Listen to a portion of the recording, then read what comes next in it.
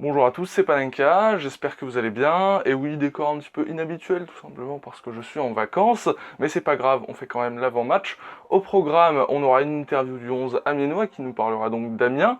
On terminera par un jeu concours avec 2 places à gagner pour le match AGIA Grenoble, mais tout de suite, le point sur l'AGIA. À la sortie de cette préparation, la tendance est plutôt du côté de l'inquiétude.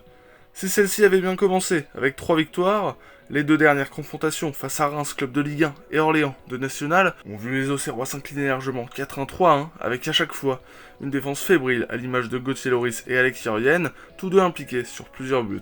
Du côté de l'attaque, Mickaël Lebihan n'a toujours pas été remplacé. Cependant, les jeunes Ben Fredji et Sinayuko se sont tous deux illustrés lors de cette préparation. Mais difficile de dire si oui ou non ils sont prêts pour débuter en Ligue 2. En attendant, Fortuné est toujours là pour dépanner et a l'air d'être revenu plus affûté. De son côté, Rémi Dugimon n'a que très peu joué car touché au niveau du dos. Le mercato, lui, n'a pas beaucoup avancé, bloqué par le dossier Charbonnier. L'effectif n'est pas encore au complet, même si plusieurs dossiers devraient s'accélérer en août avec le probable départ d'Amsa Saki. Côté dispositif, la GIA aurait joué en 4-2-3-1 lors de ses derniers matchs de préparation, sans succès. On verra si JMF repart sur le 4-1-4-1 qui nous avait tant réussi la saison passée. À la sortie de ces 2 défaites, Jean-Marc Furlan lui relativise. Je préfère avoir pris 2 claques d'affilée, comme ça on va éviter de s'endormir et on va arriver sur la pointe des pieds en championnat. Comment s'est passée l'intersaison du côté d'Amiens? Bon, il y a eu un petit peu de bazar au tout début avec le nouveau coach parce que ça a longtemps été en négociation avec Philippe Inchberger, mais en même temps, il fallait se libérer du contrat d'Oswald Tanchot. Ça a pris plusieurs semaines.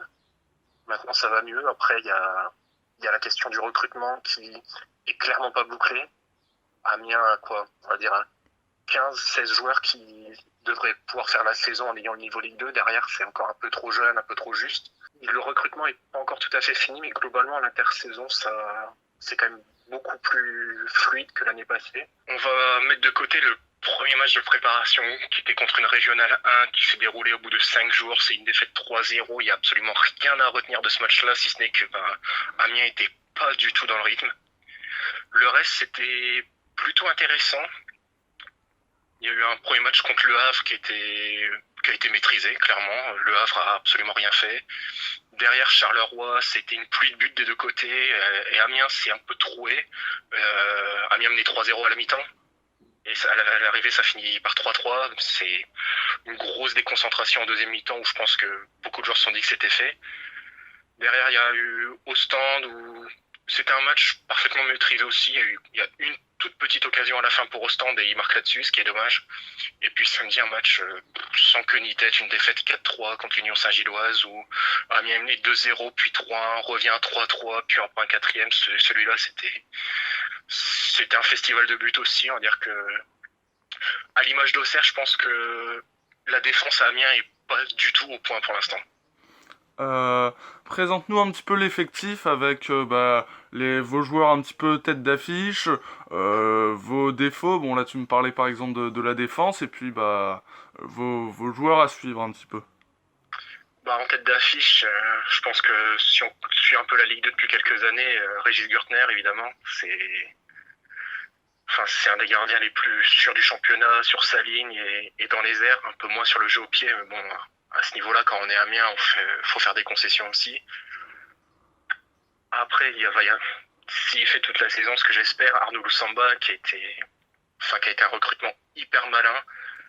L'Amiens SC n'a pas voulu le laisser partir au JO parce que c'est un joueur qui sera extrêmement important cette saison, mais qui ne sera pas là samedi parce que suspendu. Il avait pris un carton rouge à la 37e journée l'année dernière. Il avait pris 2 matchs de suspension. Il lui en reste un à purger. Ce sera contre Auxerre samedi.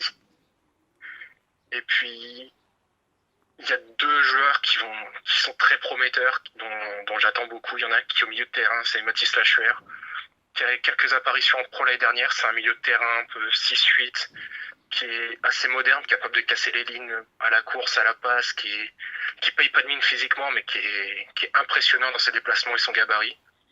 Et puis, la recrue en pointe, c'est Tolou. Alors, on l'appelle Tolou parce que son nom est très long et très compliqué à prononcer.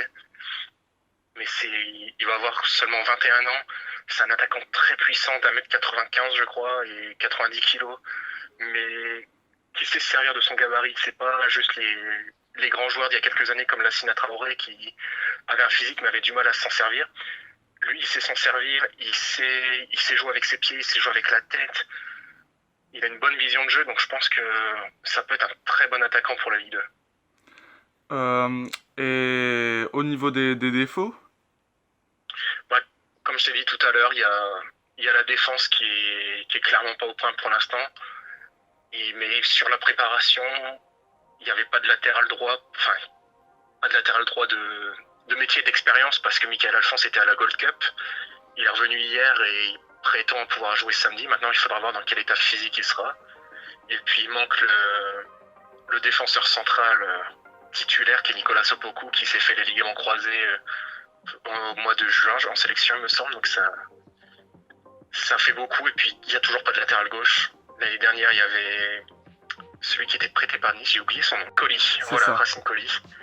Il a été prêté et puis Amiens n'a pas souhaité le conserver, mais depuis Amiens ne trouve pas de latéral gauche. Pour l'instant, la défense est très expérimentale et ça manque d'expérience, ça manque de certitude et puis ça s'est vu en préparation où dès qu'il y a un petit but qui est pris, il y a un gros moment de flottement et après il n'y a pas eu énormément d'occasions concédées, mais les buts qui ont été pris, c'est surtout sur des erreurs de relance, des petites erreurs individuelles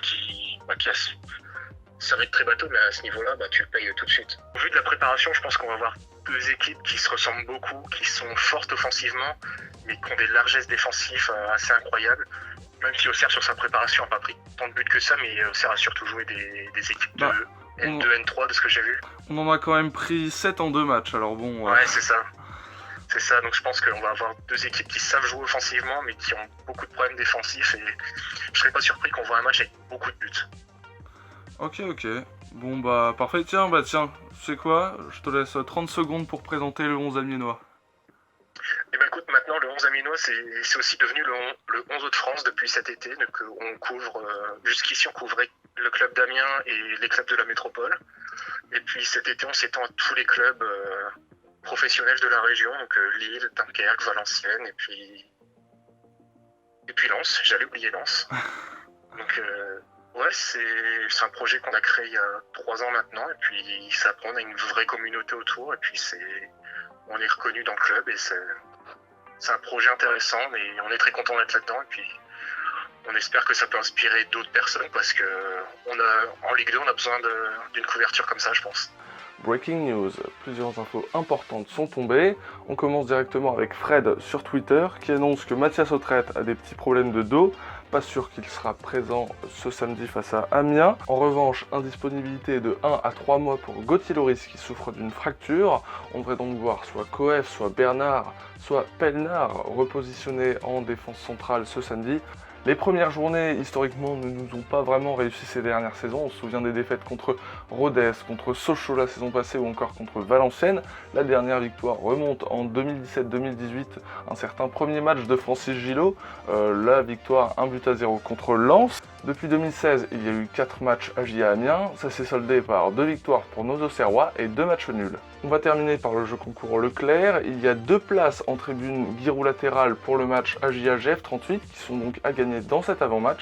Pour participer, c'est pas compliqué, abonnez-vous à la chaîne Panenka JA et donnez votre pronostic, score exact, pour le match Amiens-JA dans l'espace commentaire YouTube de l'avant-match, donc dans les commentaires là, YouTube.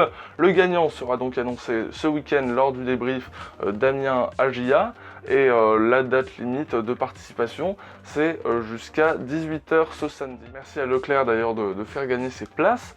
Sur ce, c'était donc Panenka. On espère que la JA va gagner contre Amiens et va bien débuter sa saison, même si voilà, le contexte paraît un petit peu compliqué, étant donné que voilà, il manque des recrues, il y a plusieurs absents, etc. Sur ce, c'était donc Panenka. Abonnez-vous, likez, partagez. Tchuss. Abonnez-vous à Panenka.